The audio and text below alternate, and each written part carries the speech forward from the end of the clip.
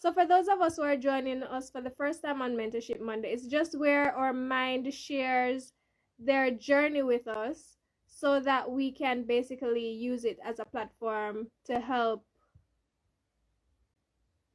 others who are on the journey to that career path. So we can start over. All right, so let's get back into your journey. I was told that the video is paused for persons, so we're just gonna start over. No problem. Like that never happened. So let's go. What was your journey like to your career path of as a? You go ahead. What was your career path? Career path like?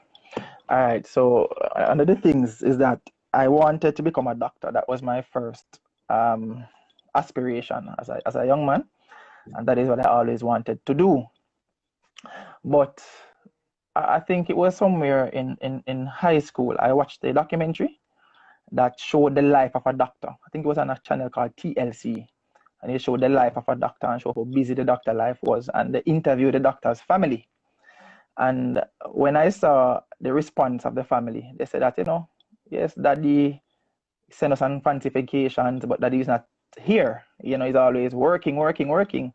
And honestly, that turned me off from being a doctor. As simple as it was, it turned me off from being a doctor. So throughout high school, I was left clueless as to what I wanted to do. So much so that when it was in 9th grade, and ninth grade is supposed to, you do a whole lot of subjects in 9th grade. Right, Shanae? You right. Experienced that, a whole heap, about 14 or 15. Ridiculous amount. And then now you're supposed to branch off. I went to a technical high school, Herbert Marshall Technical. So they had, technical side, the engineering, the all the different things, sciences, arts. And they had a special one just for me, I assume, general and technical studies, which mixed all the subjects together. I chose that one because I didn't know what I wanted to do. So after going through that, finish CXC, then come the big question: what do you want to pursue at university? I was pretty good at IT. I loved IT. So nobody really pushed me into it. I just said to myself, I like IT. Let me just go and do IT because I didn't want to not do anything. Fast forward 4 years later, I finished my IT degree at UTech.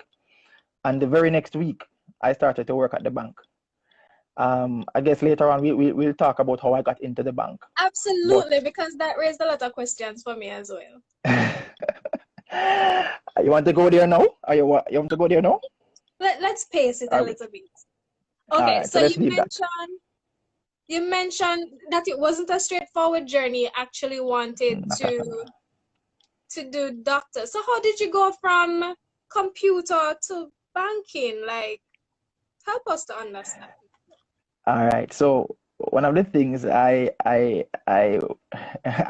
believe in is that one must always do their best at anything they're doing. Shanae, if somebody give you a floor to clean it the best. If somebody give you something to type it the best. Do anything you're doing, do it the best. I don't know who is watching you. And that is basically how my banking journey started. I finished third year. So I went to UTech, finished third year, and I was now transitioning into my final year, which was fourth year. Now, that summer, I wanted a summer job. Searched around, found that NCB was offering summer jobs, applied, got through, working summer. And the last day of that internship program, Shanae, the last day, the Friday, a senior general manager of the bank called me into his office and said to me that he has been getting reports about me and he liked what he is hearing. He says also that he has been observing me and he liked my work ethics. So he asked me what I was doing at college. I expressed to him, sir, I'm doing IT, not banking. I'm really just here for summer internship, make some money. It was all about earning some money to go back to school.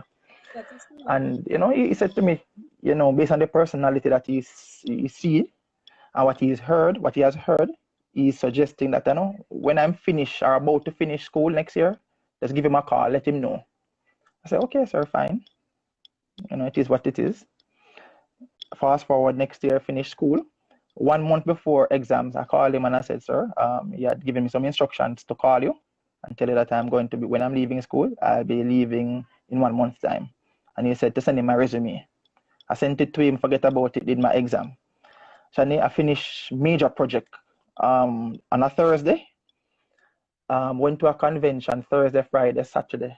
Saturday, when I went back to Mobi and checked my email, there was an email there that I need to start working at Lucy Monday morning.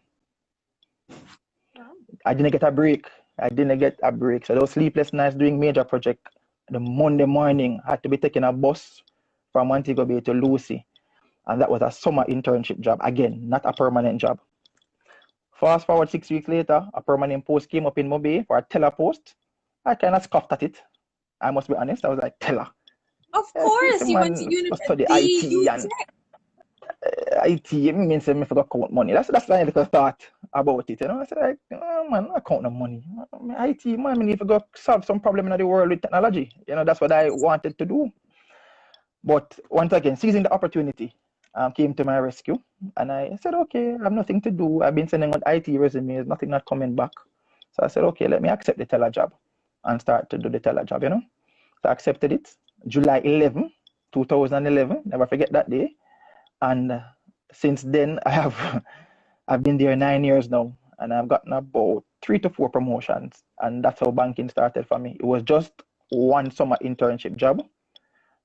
Did my best. Somebody spot something in me that I didn't even realize, said it to me, and the rest is history. It just flowed from there. I never looked back. To be honest, Wow. never looked back. While we're on the topic, that's amazing though. Like, I'm happy that it's so good for persons to see our strengths, even if we don't see it, because those are some of the things. And along with networking, because you mentioned that you had a conversation with the gentleman, and he was like, okay, next step. So even if you don't recognize it, persons will always see your strengths. While we're on the topic of that though, Kamira was just asking in the comments, how did you, wait, that was a long time ago. He asked, how did you go about finding a job after university? So you did mention that you sent some resumes. Right. I didn't, I sent resumes out.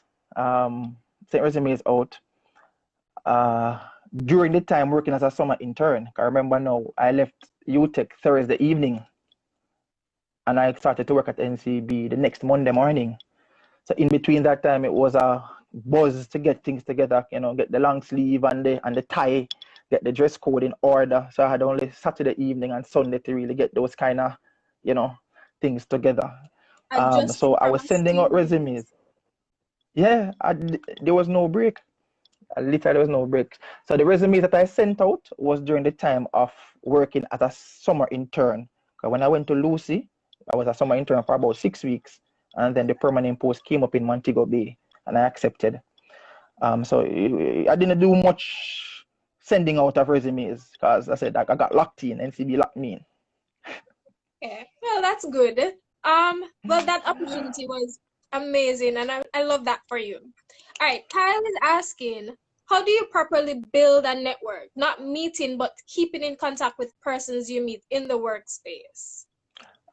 That comes naturally for me, Shanae. My friends are online. I see a couple of them popping in. I see Karim, I see Randolph, I see a couple of them about the place. I've known me for many years. So my wife is online too. So to be honest, naturally, and that is what I must share this with you. Looking back at it, the personality that I know I have and what person would have told me that I have, I'm not so sure sitting behind an IT desk would be the best fit for me, Shanae. Looking back at it in hindsight, I don't think the outgoing personality, wanting to meet people, like to meet people, building network, keeping that link, because it comes naturally for me. I don't have to put much effort into it. It just flows. I'm not so sure that would be utilized if I was at an IT desk. I don't think so. I agree, and I said that to you when I met you the first time. Yes, you did. So you have an eye for talent, right? I can tell. So our next question is, did you have any mentors on your journey from school to now a financial? Yeah, did you have any mentors? All right. So before the working world, if I was I can't name a mentor like at college, because what I do, I pick something from everybody. Talking before working world now. So I didn't have a mentor to say go into this or that. Cause maybe if I had a mentor, maybe I would still be in IT, because I would have said to go and practice what you studied. But coming into the working world and then navigating through the space, my supervisors at the bank, I would say, were my mentors. The first one was Antoinette Jennings. She was my teller supervisor. When I was there, doing my teller thing daily, she called me one day in a session and says, I don't belong on the teller line. She says, she sees potential that I need to start learning other desk. And that simple talk allowed me to move. Like in the evenings, when person would have gone home, I'd have went upstairs and I'd have sat with persons on the sales team. Those are the persons, who do the loans, the credit cards, the banking aspect of things, not the transactional aspect. And I would sit with them and learn the desk. So whenever the opportunity came, I already would have had some of the skills and knowledge of the desk, so I could easily just transition into it. So Antoinette Jennings was one of my first mentors, and then my branch manager, Mr. Wayne Hunter. You'll always hear me talk about Mr. Wayne Hunter, because he's my he's the manager that I spent the longest time with. About 7 years of my 9 years were with Mr. Wayne Hunter. And he has groomed me, he has challenged me, he has beaten me. Not with fist now, but taught me and said, boy, I need to do better. I saw Jonathan, with a laugh. But I would say he's one of the mentors that I've had in my professional walk. Wayne Hunter and Antoinette Jennings. Okay. Kamer was answering Cal's question too. He says, be intentional about networking. When you meet new people in your field, create a log. Write down when and where you met them. Refer to that list every few months to see who you've contacted. I like that, Kamer. Yeah, it's a good idea. It's a good idea. The truth is, Shanae, is that networking is like the bloodline of your success. If I can put it like that. Yeah, it's like the bloodline is what flows, is what makes things happen. Because you can have the best product in the world, and if nobody is not buying it, nobody is seeing it, nobody is referring that, hey, I tried this worked, I met this person, they were awesome, they assisted me, they weren't thinking about my money only, they were thinking about me, then networking becomes easy, because a person will start to talk about you. So I agree with that. Networking is like the bloodline of your brand. That's how I would state it. Come see Paige, Mobe, come see. They're also saying, I think that networking should not only be achieved through working places, but one should try to partake in activities, whether voluntary or extracurricular activities. I totally agree with that as well. That is crucial, and I would encourage university students to do that. I was in UCCF back in college days. I mean, up to last week, I one of my friends from way back 2009, he's from Kingston, and he came all the way to Montego Bay, and I processed a car for him, as in, give him a car loan. I bought his car, and he sent me the pictures, and I was so happy, because I was saying that here is this gentleman who I met from 2009, 2010. Fast forward 10 years later, he left from Kingston, come to me in Montego Bay to do the business for him, and I was really appreciative of that.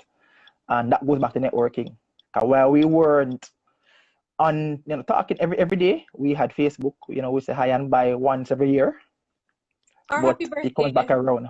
Yeah, it came back around, and yeah. I always love seeing that, like when you go to business places and you just have that friendly face, especially if you were nervous about doing it and you're like, hey, I know that person from high school. So nice. Yeah. As a camera saying that. I have a hard question. I think it's a hard question. So how do you wait, before I ask that, what is a normal day like in the life of a personal financial officer? Normal. Yeah. I can't relate to that word, but I think I understand what you're asking. Normal. All right. So, all right. So my day starts before I get to work. My day starts after I have my devotion in the morning and I pick up my cell phone. There's typically at least probably 10, 20 WhatsApp messages to respond to, or at least 2 to 5 emails in the early morning to respond to. So my day really starts from home. One of the things, Shani, is that when you're established in the banking realm, then persons start to get to know you, then you start to get more customers. So networking is a lot of it's a lot of work, but there comes a time when you're flooded with a whole lot of questions, whole lot of queries, whole lot of people to attend to. So a typical day for me may not be the typical day for somebody else, but for me, my day starts very early. So I start to answer those messages. Mr. Brown, what's the rate on a car? Mr. Brown, look at this property. Do you think I should get this one? Why not? Why shouldn't I? What's the interest rate on that? A lot of questions start to come in. Even some things that I can't really help with. Some person may be saying, hey, the ATM take away my bank card. How do I get it replaced? But not because I'm not directly in that area. I still like to guide the customers and say, this is how you fix it. I don't just throw them away and say, oh, I don't, not in that area. So go and call customer care. I like to try to help them.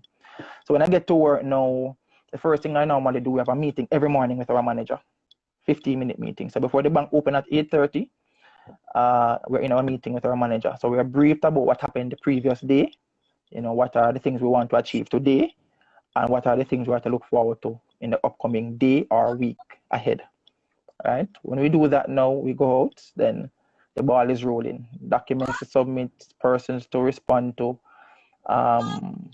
Like a roller coaster from there right up to 7 p.m. Wow.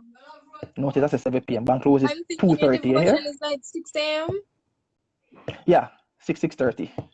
Wow, that's a full day. Yeah, it's a full day. And it's like a roller coaster from there. It's like a roller coaster. There's just, even lunchtime, there's no 1 hour lunch. There's more like 15 minutes, 20 minutes out of the hour. I'm back to work. And it's not that I can't take the hour, no, Shani. The truth is that, when person entrusts you with their business, I like to be timely with it. I don't want it to be said that I didn't do something in a particular time and they missed an opportunity. So while I don't have full control over the entire process, I want to ensure that my part is done and done quickly. Yeah, that's what I like to do. So I want to ensure that I collect the documents, do my submission, and leave it to go through the system. But I don't want it to be said that I had the application holding up. I had an email to send, didn't send it. I didn't act on a query. So I try my best to quickly, promptly do those. So that's not, so while it's not a must that I take a short lunchtime, I do that to facilitate the customers. It's all about them. I respect that. I wish more companies or more persons were so dedicated to their customers. I'm very passionate about a customer. So, yeah. All right. So before I get to my next question, let me see if this one is going to take us off track. Hold on. Before I get to your question, Kamir, I want to find out, how do you stay motivated when confronted by daily challenges, considering your day starts right after devotion and ends when you get home? How do you stay motivated? In my line of work, what really motivates me, is just when you see a smile or a big photo coming on your WhatsApp, or you get a big call from a customer to say, I have achieved what I came for. So, I'll be having the worst day, Shanae, the worst day. And somebody will send me a call me and say, Mr. Brown, the money is in the account. I went and I paid for my tuition, and I'm so happy. One of the best ones is the house and the car. I love those pictures. Those last a lifetime. So whenever they get something that they really want, and I know I help them to achieve it, trust me, man, the day, you can come with 10,000 problems. I'm going to be smiling all day. So that's one of the things that motivate me. I look for the success stories, and when I hear them, that motivates me. Another thing I do is that in the office, I like to give a lot of look at joke here and there. So when I'm under the stress, I just look at my neighbor and just start troubling her or him, and then that kind of lighten the moment for me. All right, so Kamir is asking, so what is the role of a personal financial officer? You mentioned car rates and housing, so you're dealing with things across a variety of areas? Right, okay. So personal financial officer. All right, so before a personal financial officer, you have what we call business development rep. So they do what we call a mass market. Those are persons who are employed to companies, right? So the personal financial officer looks at a different segment in the bank. We mostly manages like lawyers, doctors, the engineers, the managers, the supervisors. We have a certain group we call the affluent group of customers that we manage.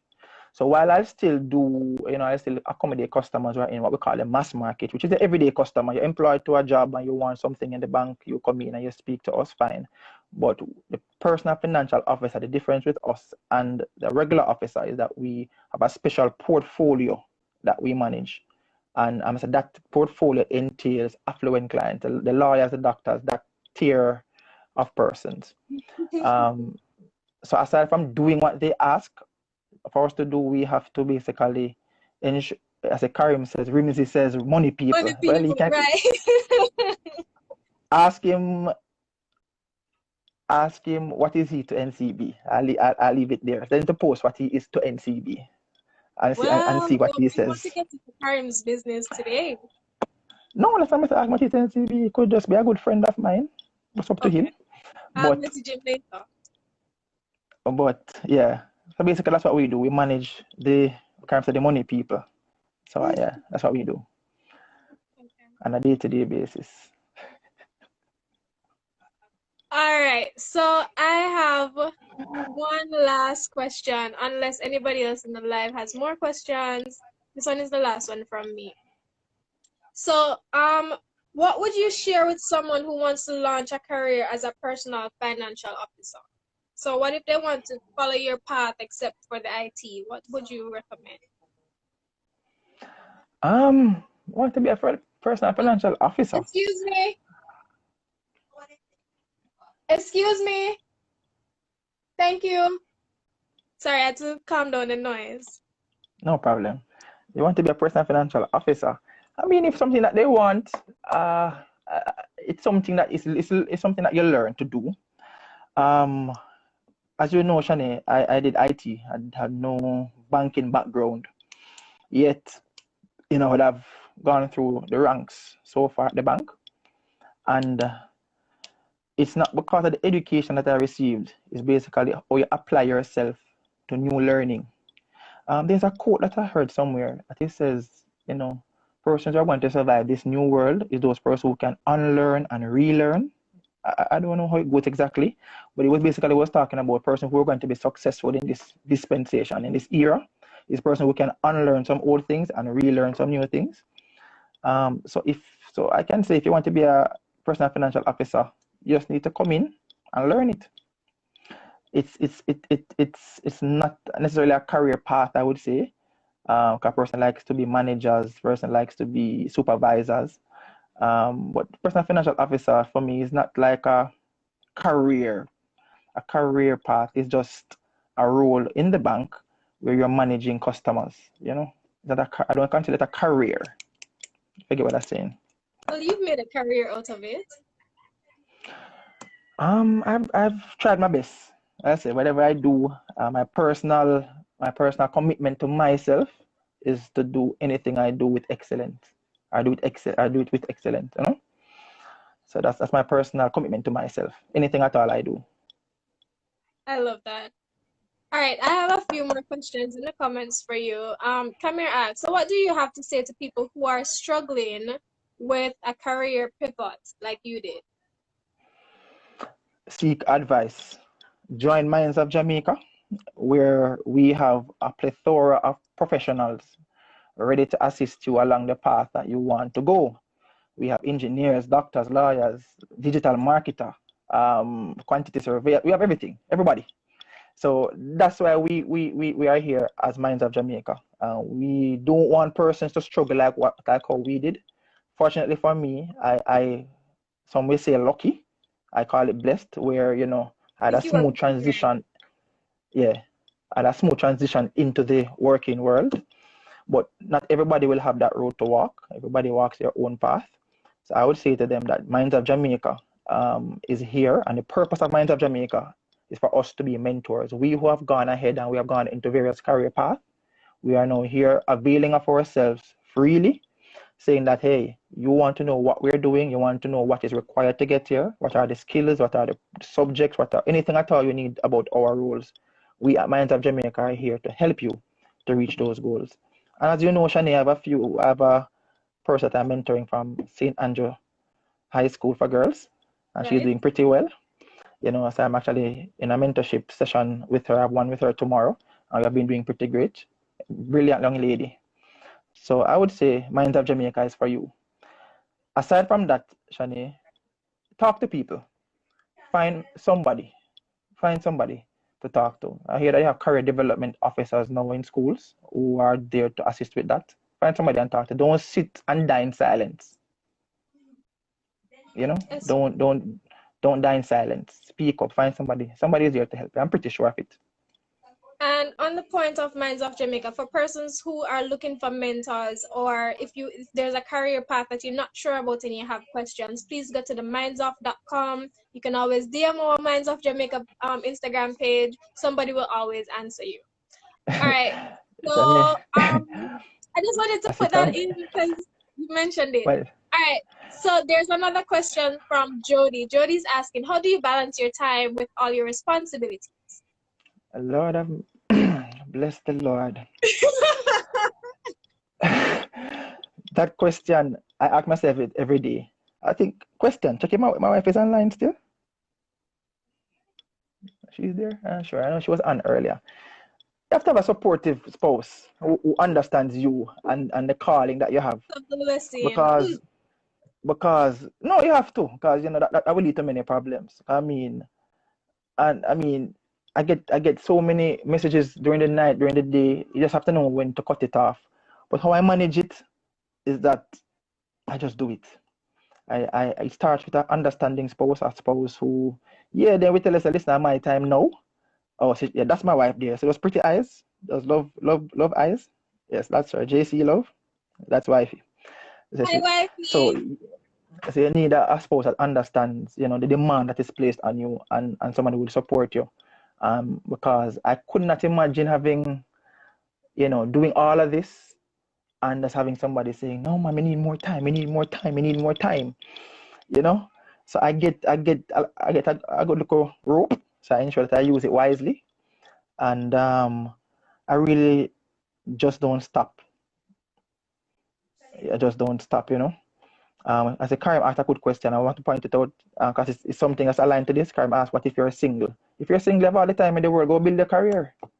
Sow into yourself, read books, do mini programs. Because when you get family, it's a different thing. You have to manage a family along on top of your list. When you're single, I say go all out. If you want to go to your doctorate, if you need to go straight for it, do what you have to do. Make use of the time.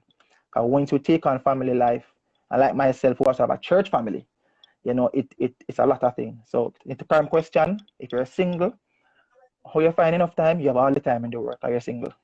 So go and study, go and maximize the time you have before you take on, certain things, if you also have the option to do. And I know you have hobbies separately from working full-time and family full-time. There are the things that you're a part of. Yeah, I'm a young minister of the gospel. I also have been given a church to pastor in Mount Carey Triumphant Deliverance Center. So December 1, I was officially appointed a pastor. Wow. So I'm also pastoring. I'm into all of this. So another responsibility added to the list of things. But, he who has called me to do all these things will keep me. That is correct. I was waiting to say that part, but you mentioned it before me. I say come here. So, see, Kamir said multiple NCB awards. You're very modest, sir. What is he talking about? We know. See, Karen confirmed earlier that you're his banker, so we don't need to play shy around here. We don't have that. So I have another question in the comments. It says, how does one properly utilize the products and services that are offered by the bank? Good question, Kyle. Okay, how do one properly utilize them? The products and services that are offered by the bank. By the bank. Okay. My advice is that you attach yourself to a good banker first thing. I'm not just saying that because I'm a banker, but you need to align yourself to a banker. Why? There are a whole lot of products in the bank that are for different type of persons. For example, in my personal financial officer realm, we have a first class service. Something like that you will never see advertised on social media, advertised on TVJ. If you don't talk to me and I check you to see if you qualify for something like that, you won't know that you can get free managers checks. You can get your own ATM card with your picture on it. That's something that persons love. Yeah, you didn't even know that, right? I know. So there are certain things that you won't hear advertised all the time. But we as your banker will always be looking out for you. And persons will share things with us. Somebody want to sell their property, somebody want to sell their car. You're going to tell your banker that, hey, I want this to be done. And we have a little thing that we keep all that information in. So when persons trying to find, that property or that car, we can say, hey, somebody's offering theirs. Check it out. So to utilize the full suite of product in the bank, I'd say attach yourself to a good banker, a banker who will have you at heart, a banker who will look out for you and not only your pocket. I love that. So I think I need to come see you. So yeah. All right. So don't want to spoil this name. Do you see yourself in investment banking or as a trader? No, I don't do trading. Investment banking, yeah, I'm more leaning to that side of things. But how the bank is set up, we have different segments. We have NCB Capital Market, NCB Insurance, NCB Retail. So we have different arms of NCB. So for investment banking, a person want to buy stocks and things like that, then we refer them to what we call the capital markets area.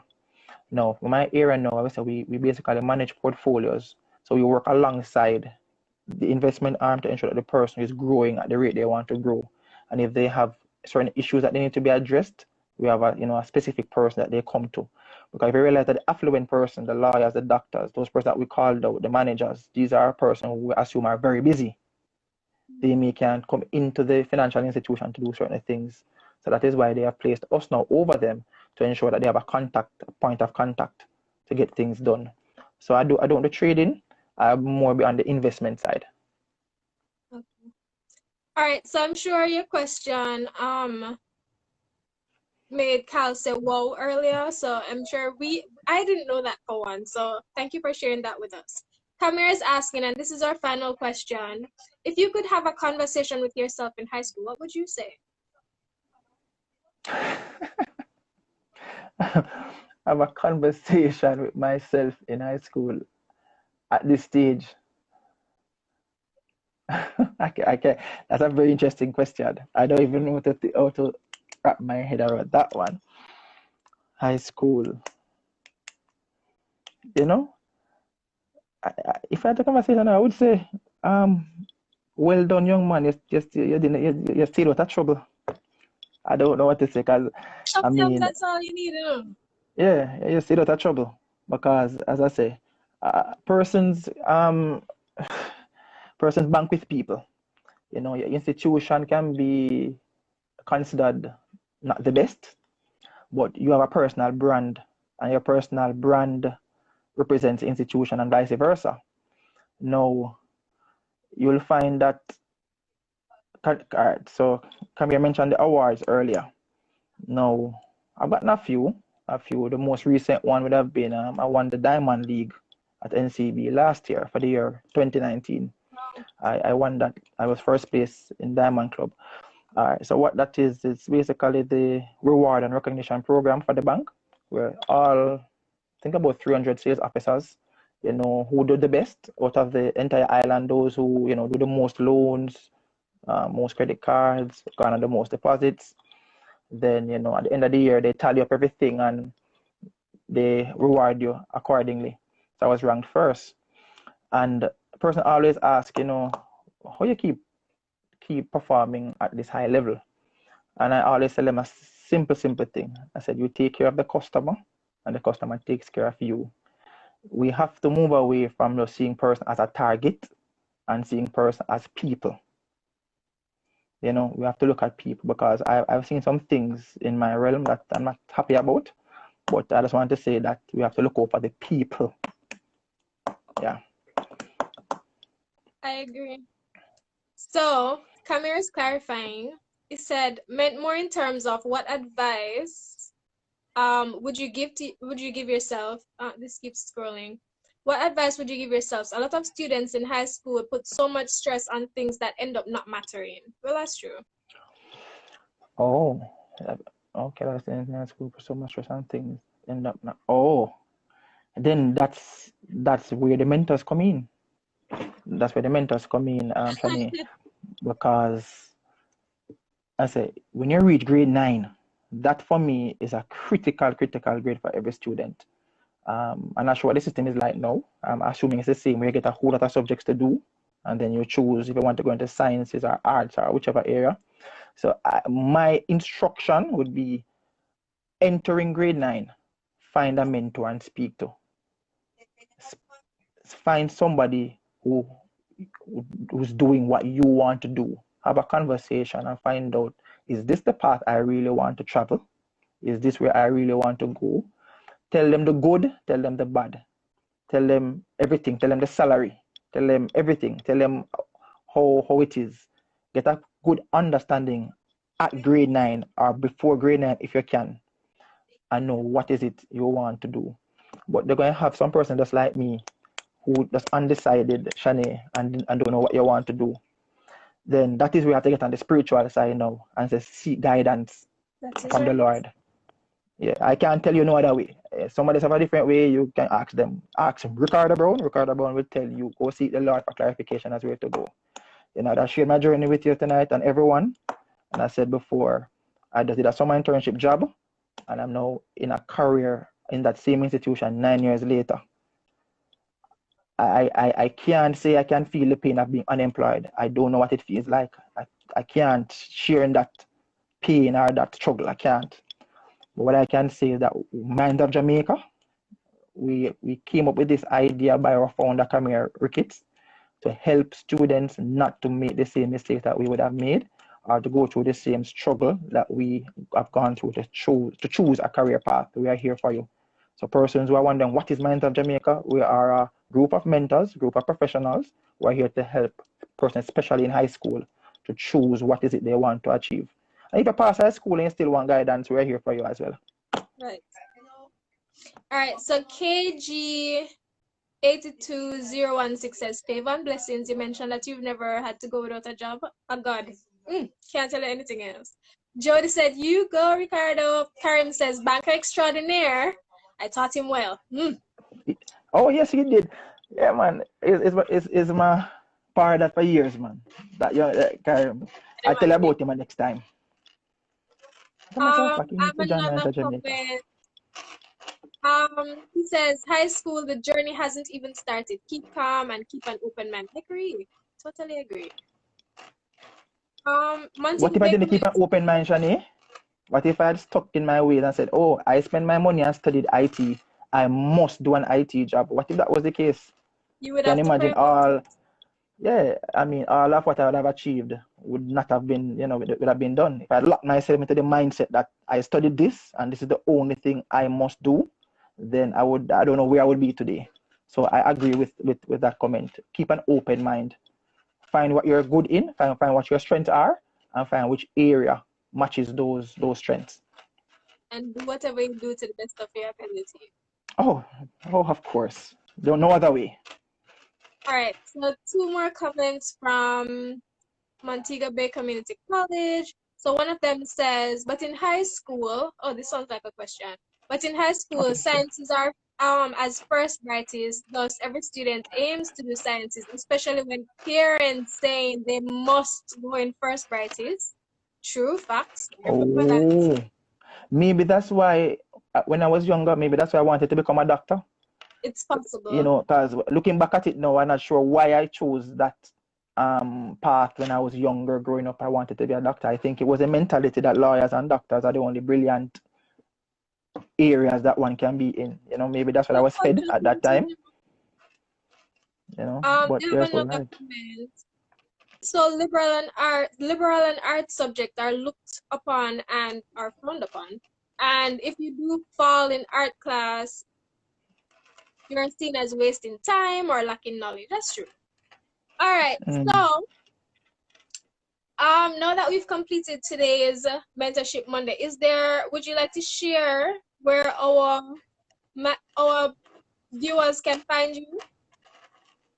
Oh, I'm located in Montego Bay at the Fairview location. Everybody knows Fairview in Montego Bay. For those who don't know Montego Bay, Google it. Google Maps is there to help you, but I'm at Fairview location in Montego Bay.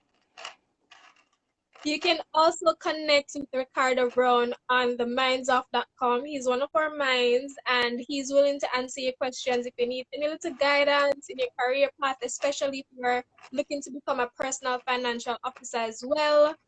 And we do have other minds available, and we will be having another session next week for persons who want to see what other careers we cover.